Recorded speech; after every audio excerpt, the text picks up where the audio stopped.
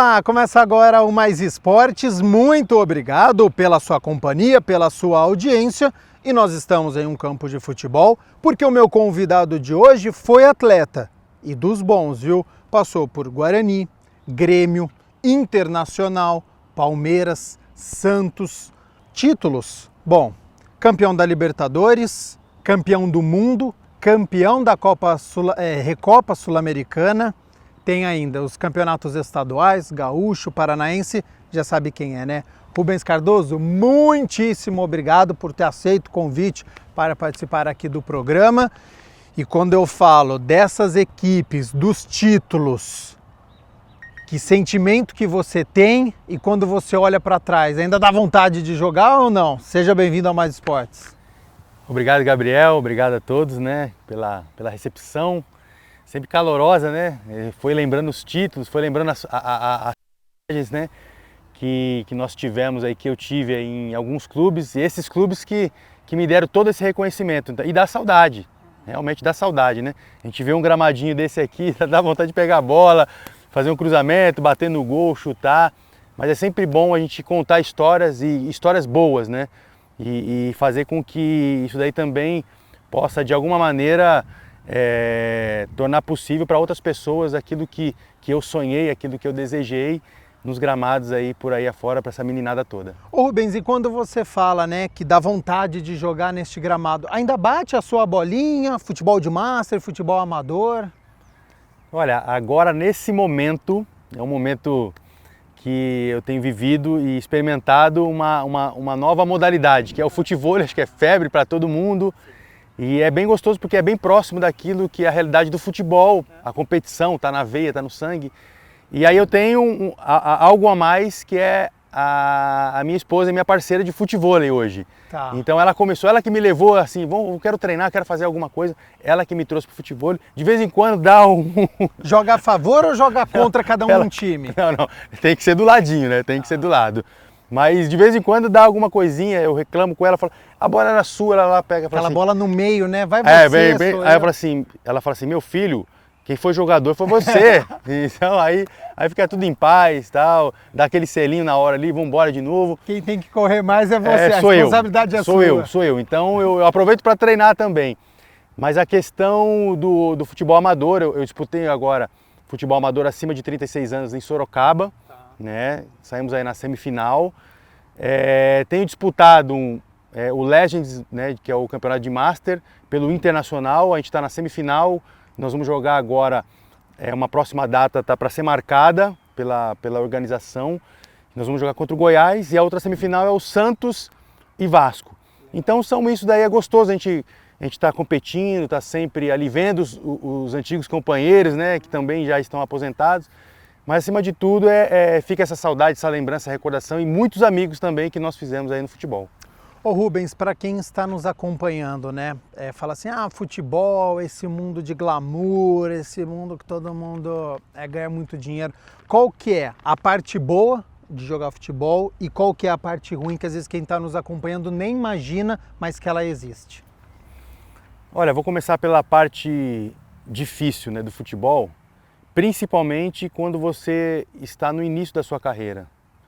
Né? Eu tinha 16 anos, saí de São Paulo, vim fazer um teste no Rio Branco de Americana, na época, em 94, 93 mais ou menos, sem certeza de nada. Né? Passei no teste, mas muitos ficaram. Muitos daqueles companheiros, daqueles colegas lá que a gente via que tinham um potencial muito, muito grande e eles ficaram. Né, não permaneceram. Né? Na época ainda do Rio Branco de Americano era o Marcos Assunção, nessa equipe de juvenil, e o Mineiro. Né? Foi as figuras que vingaram no futebol aí para um grande cenário mundial e internacional. Depois eu saí com essa incerteza, fui mandado embora, na verdade, do Rio Branco de Americana por situações que a gente sabe ali que é do futebol. Né? Chega um treinador, não vai com a sua cara, gosta mais do fulano, do ciclano. E aí eu fui para o Botafogo de Ribeirão. Ali sim eu me profissionalizei, né? Saiu o Cocito, saiu o Lucas, né? Saiu o Júlio César, Japinha, aquela uma galera bem, o Gustavo, o zagueiro. Também não foram todos que vingaram, né, no futebol. E depois realmente eu comecei minha carreira e a trilhar minha carreira com sucesso quando eu vim para o Guarani, aí Grêmio, Santos, enfim, aí foi todas essas passagens aí em equipes de grande expressão, né, de muita expressão realmente. Mas o futebol, você não tem certeza, né? Então isso daí, ele machuca muito. Acredito que eu conheço atletas que eram da minha época, que não vingaram, que vivem uma vida talvez de frustração, tem uma certa frustração ali, né, se não foi porque tinha curado. potencial, mas porque não tinha conseguiu. potencial, tinha todo um investimento da família. O emocional ele é muito desgastante, né, quando acontece esse tipo de situação, né? Você não conquistar aquilo que você sonhou, aquilo que você poderia proporcionar para sua família, né, para os seus amigos. Então muito, isso dói bastante, né, machuca muito isso.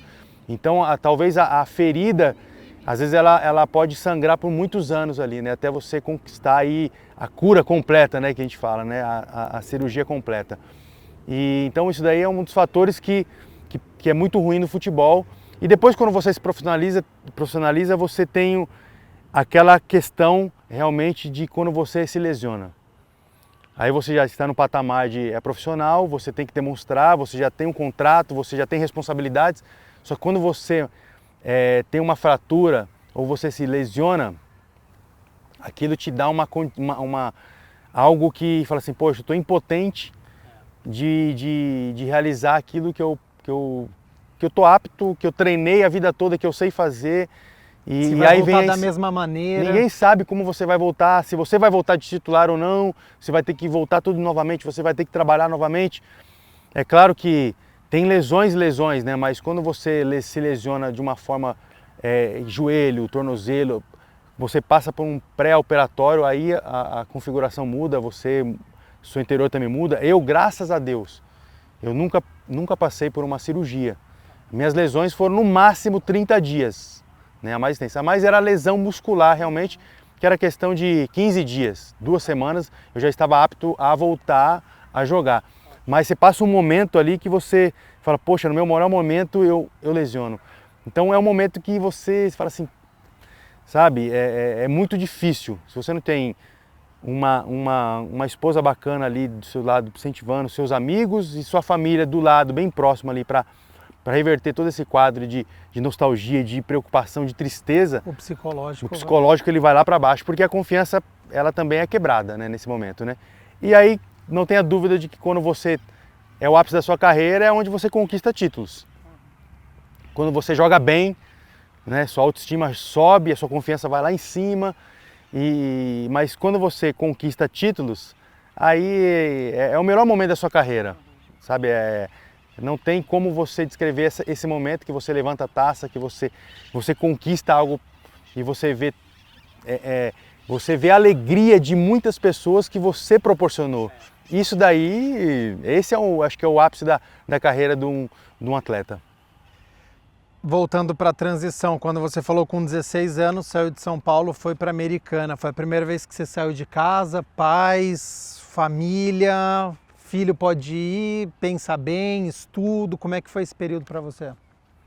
Olha, é um período assim, você está em um momento da sua juventude que você quer descobrir tudo, que você acha que já sabe tudo, que pode tudo. Meu pai, ele me pegou e falou assim, você vai fazer um teste. Eu falei assim, aonde? No Rio Branco de Americana. Eu falei, Rio Branco de Americana. Tá bom, vamos lá, né? Mas, sinceramente, assim, eu não esperava que passaria, né? Até mesmo porque eu estava descobrindo amizades, né, lá dentro do meu bairro, na periferia, então eu estava descobrindo o mundo naquela ocasião. Eu falei assim, eu vou, mas não vou nem levar mala.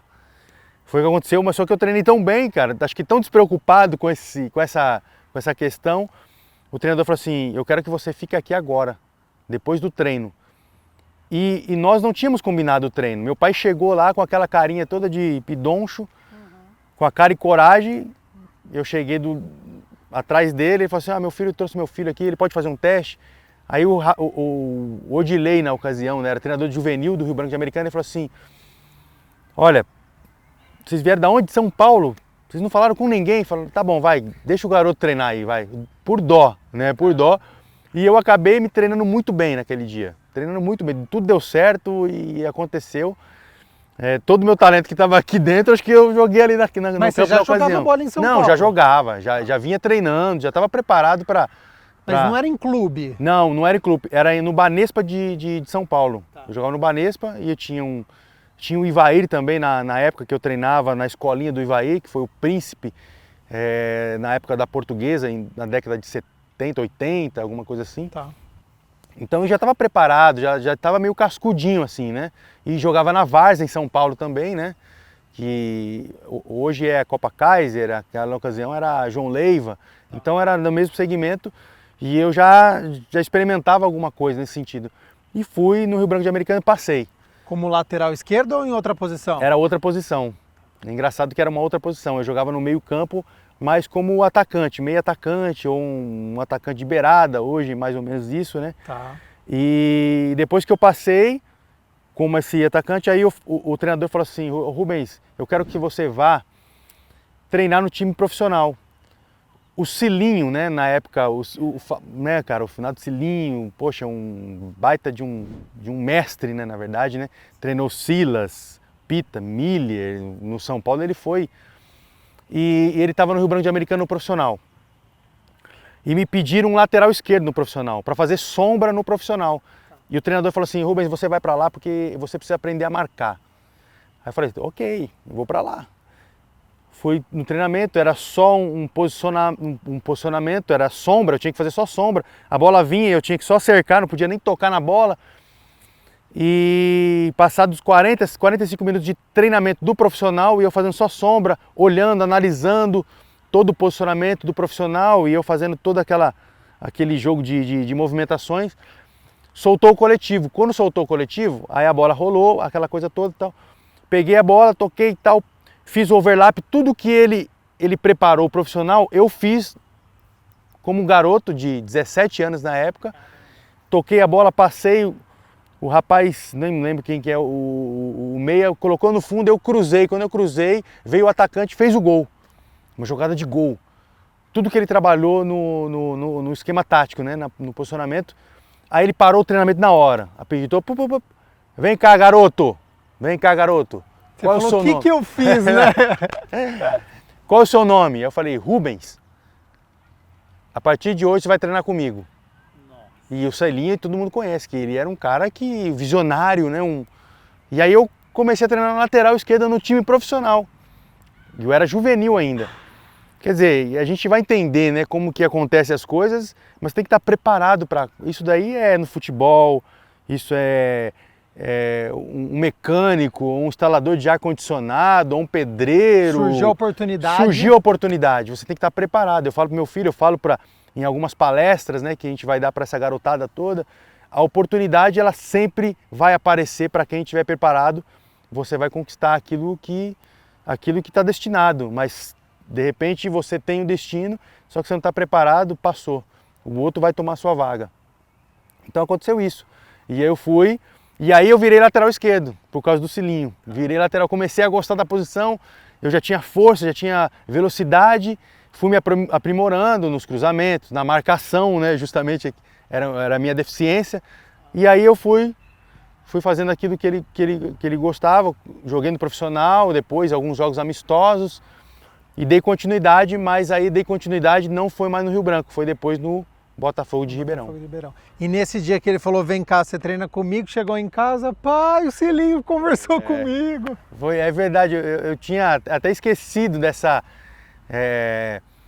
ocasião, porque a gente fica lembrando tão nesse fato, né, do Cilinho, mas é legal você lembrar da emoção de eu contando para os meus pais, né? E meu pai era fã, ele foi no Rio Branco de Americana justamente por causa do Cilinho. Porque ele sabia que o Cilinho, olha só como que é as coisas, que o Cilinho estava fazendo um trabalho muito bom no Rio Branco de Americana, porque já sabia da fama dele e tal. Eu particularmente não conhecia o Cilinho, porque eu tinha uma outra ideia de futebol, eu gostava de brincar, eu tinha meu time ali do coração na época, mas o Cilinho realmente a gente conhecia, mas não sabia do profundo, do que ele fazia, do que ele formou no São Paulo, né? Da academia que ele fez, né? Do professor que ele era. Agora, Rubens Cardoso, nós estamos conversando hoje aqui na cidade de Campinas e a sua estadia hoje na cidade tem a ver com o período de 96, quando você se transferiu para o Guarani. Como é que foi chegar em um clube, passou então do Rio Branco, Botafogo de Ribeirão, chegou no Guarani? Como é que foi esse período para você? Foi em 97, né? 97. No meio de 97, eu disputei em 97 o Campeonato Paulista pelo Botafogo de Ribeirão. Fui revelação naquele ano do Paulista, do Botafogo de Ribeirão, como lateral esquerdo. E o Beto Zini, na ocasião do Guarani, ele mandou um olheiro e depois esse olheiro veio falar comigo, a gente se conheceu. Ele falou assim, ó, você vai pro Guarani. Aí eu falei assim, será? Eu fiquei naquela incredulidade, né? Porque todo mundo fala uma coisa, fala outra. E foi engraçado que eu estava dormindo debaixo da arquibancada, né? Que era o Santa Cruz. Sim. Acho que existe ainda os alojamentos do amador. O profissional também se alojava lá e eu me alojava lá. E estava dormindo. Porta fechada, todo mundo batendo e eu com sono profundo. Todo mundo batendo, tal. E eu havia recebido uma proposta do Paraguaçuense. Eu lembro. Paraguaçuense, olha só, Paraguaçuense. Eu falei assim, poxa, rapaz, eu joguei tão bem o Campeonato Paulista, eu vou pro Paraguaçuense emprestado. Eu falei, mas eu vou, porque eu preciso jogar, né? Eu tenho que jogar, aquela coisa toda. E aí depois que eu abri a porta, com o olho inchado ainda, de dormir na tarde, né? A tarde toda, depois de um treinamento de manhã, o pessoal fala, pô, o diretor era o Galo, o diretor tá te procurando. Aí eu falei, o que será que ele quer, né? Eu falei assim, pô, acho que deu certo o Paraguaçuense, né? Ele deve estar me procurando para eu assinar o papel tal, e assinar o empréstimo e ir embora. Aí ele falou assim, ó, você vai pro Paraguaçuense. Sentei na mesa e eu falei assim, tá bom, né? Já tinha acertado uma base salarial, para mim não importava nem o salário, eu vou, não tem problema não. A hora que eu ia levantar, ele falou assim, não, eu tô brincando contigo. Você acabou de ser negociado com o Guarani. Aí eu falei assim, não, pô, fala sério, né, cara? Meu Deus, Guarani, naquela ocasião, Guarani tinha Ednei, tinha Giancarlo, Paulo Isidoro, Sorley, tava, né, Pitarelli, tinha o Irã na época, então tinha um glamour em cima do Guarani, que todo mundo que passava no Guarani, a maioria dele ia para fora, ia para time grande, enfim. Receber aquela notícia para mim foi uma alegria muito grande e a partir daí então eu virei um cidadão campineiro, né? Porque eu passei 2 anos e meio, quase 3 anos aqui em Campinas. Aí, enfim, com a minha parceira, Dona Kelly, casei e vim morar aqui em Campinas. Então, quer dizer, passei minha lua de mel toda aqui em Campinas. Então eu tenho um carinho muito especial por Campinas e é por isso que todo esse afeto, esse carinho por Campinas. E o Rubens Cardoso, eu acho legal essas histórias, e por falar em histórias, nessa época o presidente do Guarani era o Beto Zini, né, que é uma figura muito folclórica, porque tem quem ame, quem não gosta aqui na cidade de Campinas. Como é que foi esse período, vivenciar o Guarani, já um clube com uma torcida muito grande, como é que foi esse período para você? O início ele foi um pouco conturbado, porque a cobrança ela era muito forte. E ao mesmo tempo que a cobrança era muito forte, eu vim de um clube, né, pequeno, Botafogo de Ribeirão pequeno, todo mundo com o mesmo salário. Eu tive, cara, uma amizade muito grande, foram quase 3 anos no Botafogo de Ribeirão Preto, cheguei lá menino, saí de lá quase um homem realmente, já formado, já com uma ideia, uma personalidade já formada. Nós subimos da Série C para a Série B com o Botafogo, só com um time de juniores, que nós tínhamos sido campeão paulista também de juniores do Botafogo de Ribeirão, então era uma família, estava muito conectado. Eu vim para um Guarani que a vaidade era muito grande. Cara, todo mundo recebendo bem, só eu que não ganhava bem ainda. Mas era Sorley, Paulo Isidoro, aquela pessoal que já vinha de time grande já ganhando bem. O Guarani pagava-se muito bem. E Guarani tinha uma estrutura de time grande.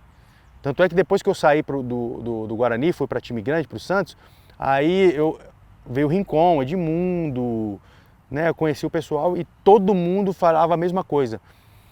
O empate aqui no Brinco de Ouro era uma vitória, porque a gente sabia que quando vinha aqui no Brinco de Ouro era muito difícil jogar. E eu já ganhei de Palmeiras aqui dentro, a gente bateu o Flamengo aqui dentro, a gente bateu várias equipes grandes, Vasco, do futebol aqui dentro do Brinco de Ouro. E todo mundo sabia que era cair aqui dentro, a gente ia engolir, junto com a torcida. Então a torcida cobrou muito, principalmente no fator que era o meu maior, talvez a minha maior virtude, que era meu ataque.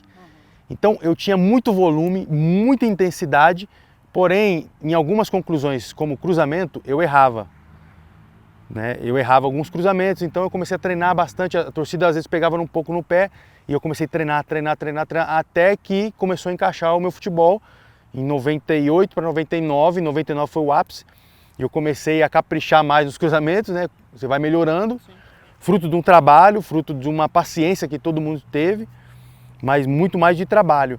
Então eu comecei a fazer gols, comecei a ser mais assertivo quando eu subia. E aí caí na graça da torcida, aí eu caí na graça do futebol brasileiro em si, dos grandes clubes, até que então eu fui vendido pro Santos. Mas o Guarani sem Bettuzini é diferente. Quem conviveu com o Bettuzini, eu particularmente, ele era um cara que me ajudou bastante, que tem uma visão muito além daquilo que era o futebol na época, né? Talvez com muitos erros aí, mas ele colocou o Guarani aí realmente num patamar que dificilmente um outro presidente tinha condições. E no Guarani de treinador você pegou Carlos Alberto Silva, Vadão? Vadão, Carlos Alberto Silva, Lula Pereira, né, também. Só treinador. Não, treinador que tem conteúdo, né, realmente, para contar a história. Bom, do Guarani, Santos, Grêmio, São Caetano, que tinha um bom time, né? Palmeiras, Atlético Mineiro, passou por muitos clubes. Primeiro título de expressão daí foi no Grêmio. Foi Copa no Grêmio. do Brasil. Depois que eu saí do Santos, a gente disputou uma final do Campeonato Paulista. Pelo Santos, perdemos a final para o São Paulo. Aí eu fui emprestado para o Grêmio. Ali quando eu cheguei no Grêmio, o Grêmio estava passando uma transição, uma fase muito complicada. E eu cheguei, né, na era Tite, que eu no Tite também já havia chegado naquele mesmo ano, há um mês e meio antes, mas ele ainda era uma dúvida. Ele ainda era uma incerteza que ele veio do Caxias, time pequeno, fez um bom trabalho, mas quando eu cheguei lá havia um questionamento muito grande ainda. Será que ele é para time grande? Será que não é? Eu cheguei lá e encaixei. No primeiro jogo meu, nós ganhamos assim, o time foi super bem. Eu encaixei assim perfeitamente no esquema do Adenor Bach, né? A gente fez um 3-5-2 que ficou marcado aquele 3-5-2, né? Todo mundo naquele ano tentava espelhar esse 3-5-2 de Tite, né? Que não era muito utilizado, né? Não era muito. 4-4-2, era 4-4-2, e a gente colocou um 3-5-2 com um Zinho.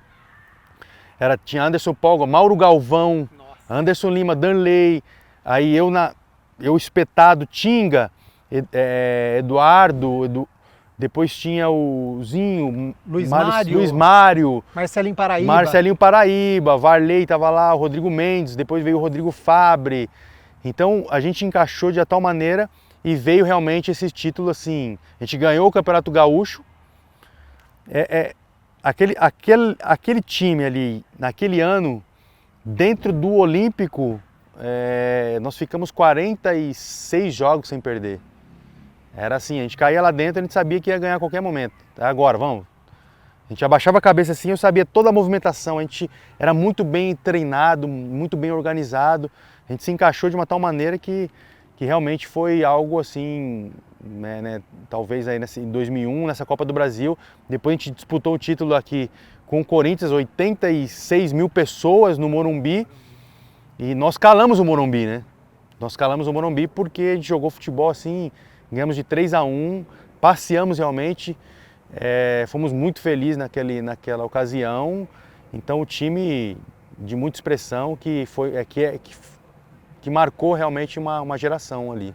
Sobre o Tite que você citou, naquela época, dava para perceber que era diferente? Lógico que ele evoluiu muito até chegar na seleção brasileira, mas naquele período que você viu com ele, já dava para perceber, falou, olha, esse cara aqui ele vai crescer muito ainda, ele tem potencial, ou só depois que você foi ter esse entendimento sobre o Tite? Olha, ele veio com uma outra proposta. Daquilo que eu conhecia como treinador de futebol, ainda assim, depois de algum tempo, tinha ainda essa geração de treinadores, né, de futebol diferente do Tite. O Tite era aquele professor que se comunicava muito bem, que tinha uma preleição assim, que você saía de lá, parece que você tinha tomado, olha, 30 Red Bull com sangue nos olhos, né, que a gente falava. Então era muito motivador e ele conseguia captar muito bem a sensibilidade de todo mundo. Ele conseguiu reunir os 11 titulares, né, que saíam jogando, mas ele também não deixava de lado o pessoal que estava lá atrás, né, o pessoal que não estava jogando. Então ele conseguiu, de alguma forma, incentivar e não deixar ninguém ali para baixo. Tanto é que quando ele vinha falar de algumas funções, ele não tinha aquela gritaria toda, né? aquela coisa de só gritar, não, ele explicava, pegava você no braço aqui assim e orientava. Ele era um orientador realmente nato, então a gente via que existia essa sensibilidade dele, essa diferença dele, tanto é que tinha um atleta que ele não estava bem. Olha só, esse atleta em final de fevereiro, ele não estava bem, estava mal, a torcida pegando no pé, ele com muitos problemas particulares na sua vida pessoal, e eu era muito amigo dele, e o Tite sabia que eu tinha uma relação de credibilidade entre os atletas, de ir no tete a tete e tal, de pegar, e o Tite me chamou e falou assim, Rubens, eu quero que você faça algo, que você encoste naquele atleta, grude nele, cara, porque eu vou tirar ele do time. E ele não sabia ainda, ninguém sabia ainda, eu vou tirar ele do time e eu preciso que você grude nele e vamos recuperar esse camarada. Aí eu falei assim, beleza, maravilha. Ele precisa realmente, né, desse tempo, né? Chamou o jogador, tal, aquela coisa toda. E para você ter noção, esse atleta ele foi tão importante na final da Copa do Brasil que ele fez um dos gols, né, da Copa do Brasil. Então, para você ver como ele tinha essa preocupação com o ser humano. Então isso foi mais importante para a gente e mudou a nossa maneira de ver, de sentir, de olhar o futebol, né? Então a gente via que ele tinha esse potencial e até hoje. Depois ele foi meu treinador no Atlético Mineiro também, né? Houve algumas mudanças, mas a comissão dele era o Kleber, o mesmo auxiliar dele.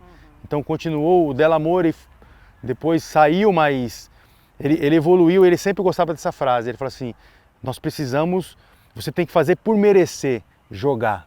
Você tem que fazer por merecer estar nesse ambiente. Não é só questão de sorte, não. Você tem que fazer por merecer. Então a comissão dele sempre falava isso. Então esse crescimento faz muito jus ao que ele tem hoje. Então ele está lá porque é mérito dele realmente, dele, da comissão, do trabalho, porque ele trabalha muito. Vamos passar de rival então? Você citou essa passagem pelo Grêmio, mas pelo Internacional, campeão Libertadores, campeão do mundo, campeão da Recopa. Como é que foi esse período para você, que eu acho que imagino completamente especial, né? No Inter eu vivi assim depois minha paixão, né? Porque eu cheguei, não é que desacreditado, eu era acreditado por muitos, né? Porque muitos acreditavam, tanto é que o Fernando Carvalho, o Abel, antes de vir pro Internacional, eu tive uma passagem muito relevante no Grêmio. Então eu falei assim, poxa, então ou eu vou no Internacional para fazer história realmente, né, para marcar, e eu tinha que estar muito concentrado, porque eu era o único atleta ali que não podia errar, porque eu sabia que se eu errasse, meu amigo, a torcida ia vir matando. Eu sei como é que funciona. O torcedor, ele é muito emocional. Ele muito, já te via já com, ele já me com o via, pé atrás. tá esperando. Ele tava só me observando. No primeiro erro, veio do Grêmio. Primeiro erro, meu amigo, você é gremista, você é... Então, eu sei que existia isso, né? Antes de vir pro Grêmio, o Tinga me ligou, falou assim, Rubão, vem pra cá, meu. Vem pra cá que você vai encaixar aqui e tal, essa correria toda sua aqui, esse corredor vai ser todo teu, pode ficar aqui porque o Granja é o mais técnico ali, vai ficar um pouco mais, aquela coisa toda, e você é o cara da correria, da intensidade. Aí o Abel também da mesma forma, o Fernando Carvalho foi assim, ele foi o crucial para minha ida no Internacional, porque que era o presidente. Que era o presidente. Uhum. Porque eu tinha uma proposta de fora, tinha proposta de outros clubes do Brasil, e meu empresário falou assim, Rubens, tem o Internacional, tem do fora do país, tal, o que você vai querer, cara? Ele falou assim, cara, eu quero, hoje eu tô com 28 para 29, eu quero ir para fora do país, cara. Aí ele falou, maravilha. Aí eu falei assim pro presidente Carvalho, falei assim, presidente, é um desafio para mim também, tudo, né? Eu te dou minha palavra, se eu não for para fora, eu vou aceitar o seu desafio, né, no Internacional. Aí ele falou assim, maravilha, então vou te aguardar, cara, vou te aguardar até certo dia, porque senão eu vou contratar o fulano. Que na época, se eu não me engano, era o Triguinho. O Triguinho estava muito bem no São Caetano, no Palmeiras, São Caetano. Aí eu falei assim, ok. Aí acabou não dando certo, eu falei assim, espera mais 2 dias aí, espera mais esse final de semana. Aí ele falou assim, então tá, eu tô te esperando aqui. Aí quando findou, passou um tempo, passou esses mais 2 dias, ele falou assim, aí Rubens, eu falei assim, aí eu falei com a minha esposa, falei assim, amor, é o seguinte, olha, voltar para Porto Alegre. Vamos voltar para Porto Alegre, cidade querida que eu amo, chimarrão, aquela coisa toda. Existia essa né, meus planos era me aposentar no Grêmio, né, na época, porque foi uma passagem marcante e tal. Uhum. E aí eu falei assim, agora, Internacional, vamos aceitar esse desafio. Aí nós temos todo o nosso processo de fala, Senhor, e agora oramos a Deus realmente, aí sentimos aquela paz e fomos, e acabou que nós fomos importantes, eu fui importante também na Libertadores, não só pelo fato de estar atuando dentro de campo, mas por ter passado por 2 Libertadores, São Caetano eu perdi uma final e o Santos eu perdi outra final. Eu falei assim, não é possível, agora vamos perseguir essa Libertadores. Então eu pude contribuir com aquilo que deu errado. Você já tinha vivido? Já tinha vivido a experiência e falei assim, cara, Libertadores é algo que se você não tiver muito concentrado, muito focado, entendendo que, cara, cada minuto, cada segundo na Libertadores, se você ficar desatento, você perde o título, você perde uma partida, você perde uma classificação. Né? Então todo mundo estava muito ligado, o Internacional se preparou muito. E aí eu via o Internacional assim, nós fomos campeões, mas existiu algo naquele grupo que era um grupo assim, de uma maturidade muito grande. Muito grande. Tinha Fernandão, Tinga, Jorge Wagner, Klemer, Índio, Bolívar, Fabiano Heller, então, e Arley. Então todo mundo assim, muito tecnicamente de um nível muito alto, que mantinha uma média dali da média para cima, não tinha oscilação naquela equipe. Então saía um, entrava outro, mantinha o mesmo padrão e o mesmo nível. E aí fechou com o Abel. Isso que eu ia perguntar do Abel, a gente já falou do Tite, Abel Braga. Recentemente até, né, alguém fez a pergunta que ele se irritou do estilo dele de mais paizão. Ele falou, eu sou paizão, mas eu estudo muito também, tem muito isso. Ele conseguiu aliar as duas coisas, ele tem esse estilo mesmo, que é o do boleirão, que ele não gosta. Eu não sou só boleirão, não. Sim. Eu estudo bastante e tal também. Você acha que ele conseguiu aliar as duas coisas? Aquele treinador que ele consegue conversar ali com um atleta, mas que ele tem também esse lado teórico muito forte? Tem muito, tem bastante. É que o Tite ele veio de uma nomenclatura diferente, né? Então a expressão que o Tite ele fala para a imprensa e para os atletas assim, ele é acima da média, né? Ele é acima da média. Agora o Abel, ele é esse paizão, né? Ele nos traz uma confiança, né? Quem está jogando, principalmente se você não está bem, ele te abraça, ele tem essa confiança da equipe, do elenco, tá?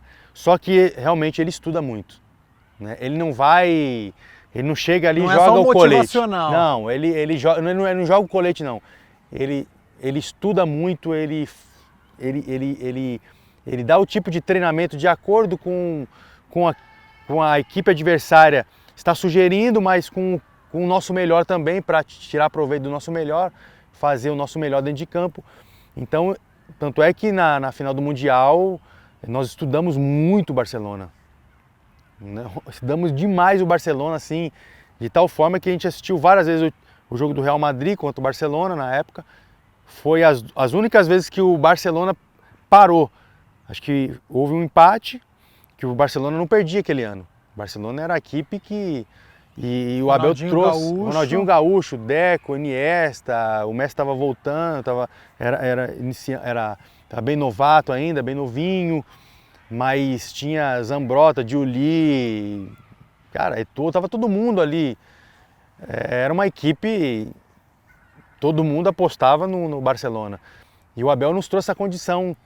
E contra o Chelsea também foi um dos jogos ali que o Barcelona parou, porque a gente não tinha o nosso padrão de jogo do futebol em si, era jogar sempre num 4-4-2, num losango, né?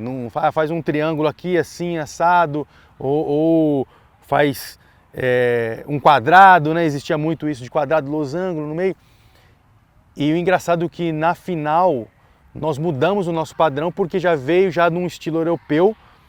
Foi como o Chelsea jogou e como o Real jogou, que era um padrão de 4, né?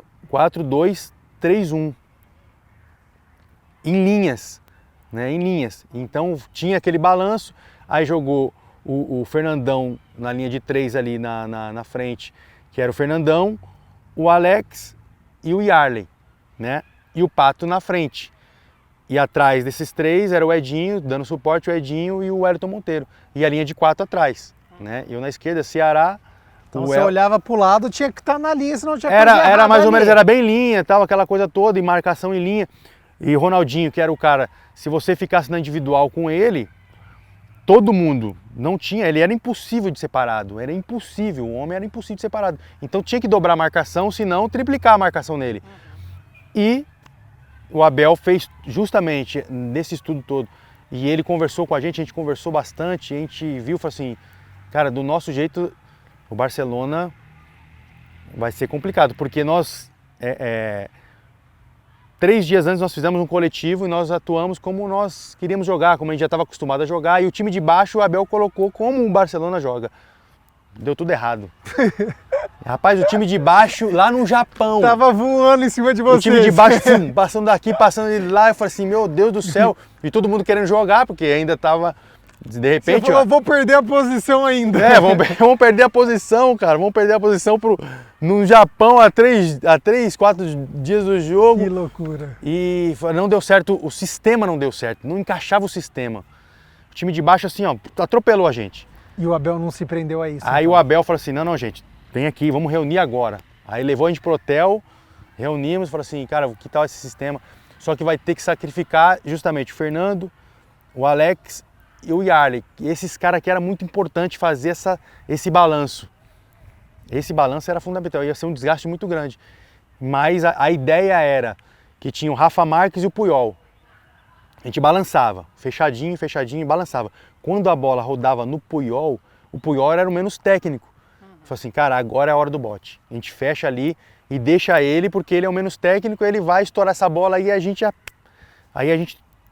segura a segunda bola, a gente tem que ganhar essa segunda bola. Primeira e segunda, aí a gente tá dentro do jogo. Porque se deixar os caras jogar, não tem como. Era impossível. O Barcelona, e eles começaram a jogar, pum, pum. E aí um detalhe, começou o jogo, e eu na linha certinha aqui, e o Giuli abertinho na linha. Falei, meu Deus do céu, cara, e tem que ficar um olho no peixe, olho no gato, e a bola rodando. Aí o Ronaldinho sai daqui assim, ó, ele tava ali com o Ceará, ele sai rápido, a bola vem meio de costa para ele, e eu vejo o Giuli, a movimentação do Giuli já, correndo por trás. Eu falei assim, não é possível, Vou ter cara. que ir atrás, O cara, não, mas o cara tá de costa, não tem nada a ver a jogada com ele. Aí o Ronaldinho vai de encontro à bola assim, já faz o giro rápido nas minhas costas.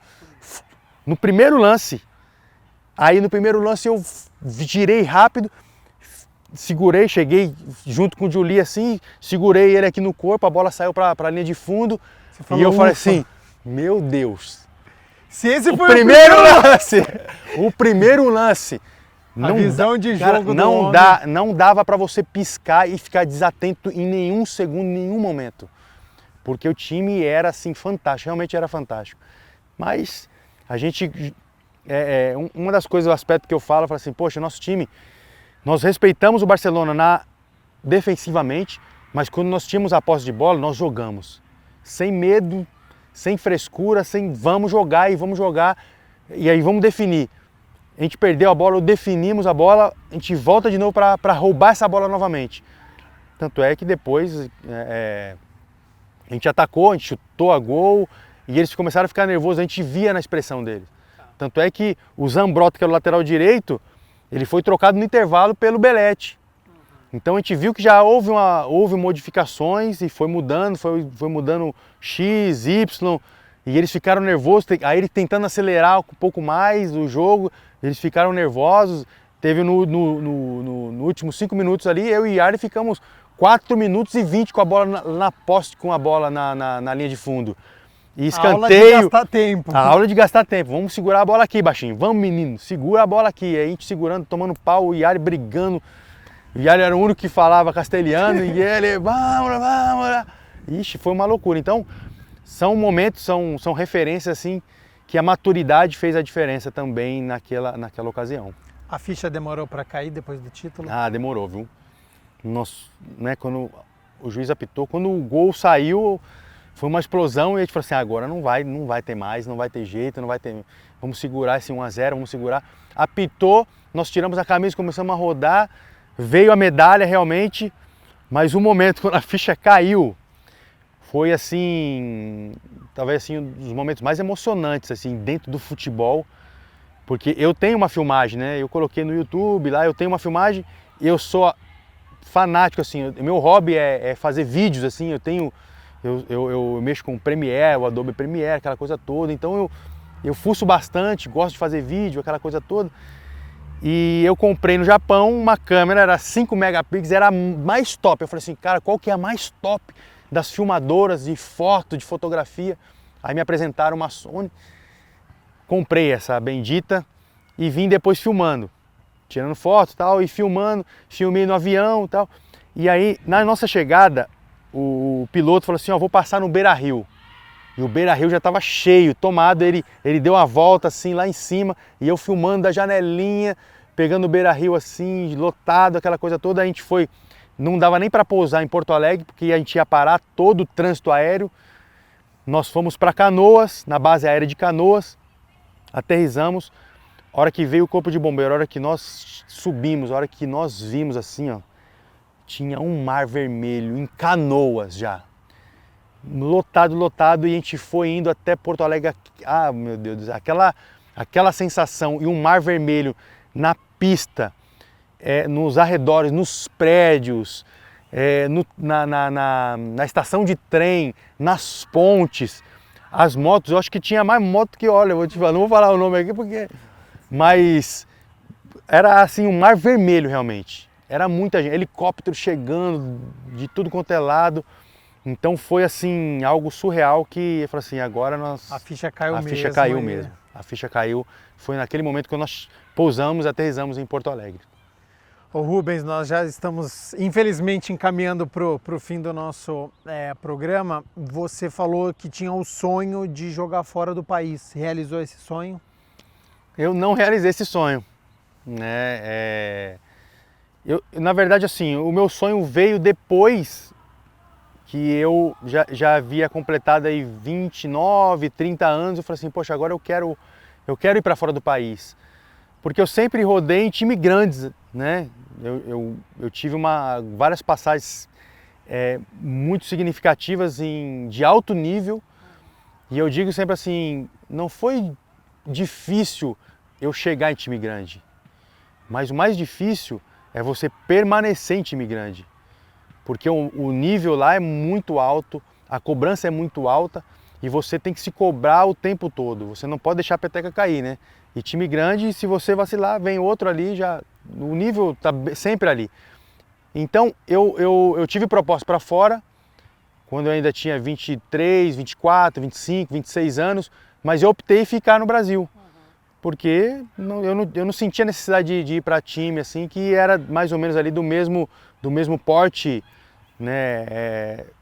Talvez aí da mesma medida, e financeiramente não era tão algo surpreendente. Agora, depois dos 29, 30 anos, eu queria mais por causa da cultura. Falei assim, poxa, eu quero ter essa experiência de jogar fora, de aprender uma cultura diferente. Então era mais isso daí. Mas não me sinto frustrado de maneira alguma de não ter jogado, mas porque o meu sonho realmente eu me realizei aqui no Brasil. Depois que você saiu dos gramados, teve a experiência como auxiliar no Brasil de Pelotas, que foi muito bem em 2019, né? Foi vice-campeão gaúcho. Hoje, se surgiu uma proposta, voltaria para algo de comissão técnica? É algo que você não pensa mais? Olha, eu hoje pensaria muito, né? O Klemer também, da mesma forma, eu fui auxiliar dele, né? Quer dizer, sou ainda auxiliar do Klemer, porque ele também deu uma parada. Ele foi estudar, eu também fui estudar e a gente deu uma parada. Só que nessa parada entrou outros projetos e a gente também está junto nesses novos projetos. E a gente conversa, de repente, quem sabe, aí, se tiver uma proposta interessante, né? Porque é muito sacrificante você fazer parte de uma comissão. O futebol, ele te suga muito.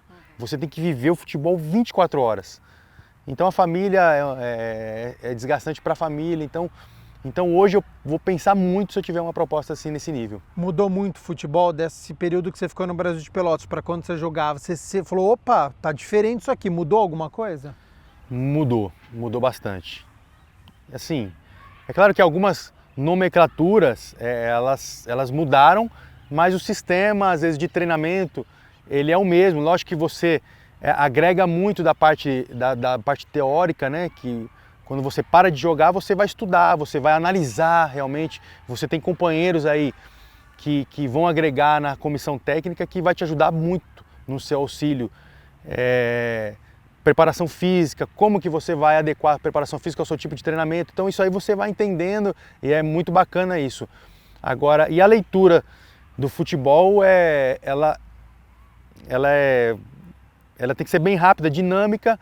Você tem que estar com o seu grupo na mão, você tem que saber trabalhar muito bem essa parte, você tem que ter a confiança do seu grupo, mas também se você não souber e não saber o que você está fazendo dentro de campo, o tipo de treinamento, o atleta também cobra isso e você perde todo o grupo, toda a confiança e o trabalho pode ir por água abaixo.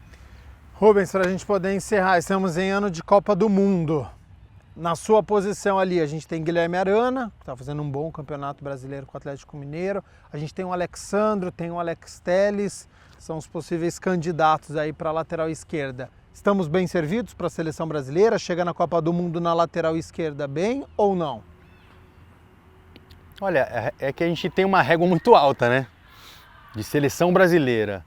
Mas o que nós temos hoje, eu acredito que o Arana, eu gosto muito do Arana. Mas eu acho que eu acredito nessa safra que vem, com o trabalho do Tite.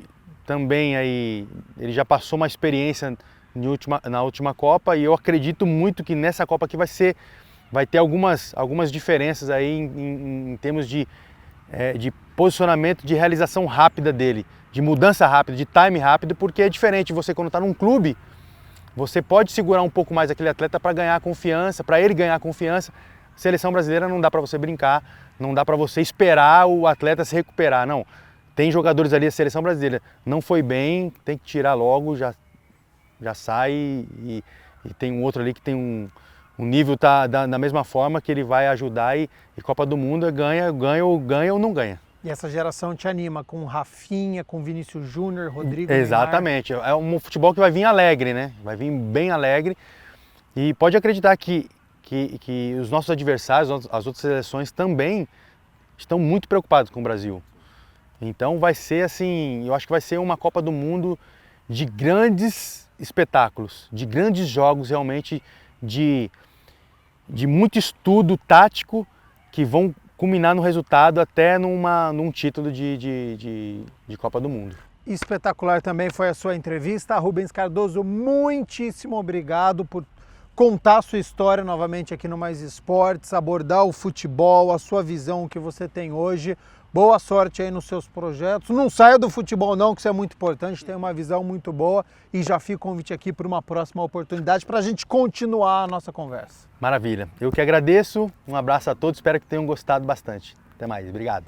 E você aí de casa, agradeço pela sua companhia, pela sua audiência. Continue aqui na TV Câmara Campinas e até a próxima. Tchau, tchau.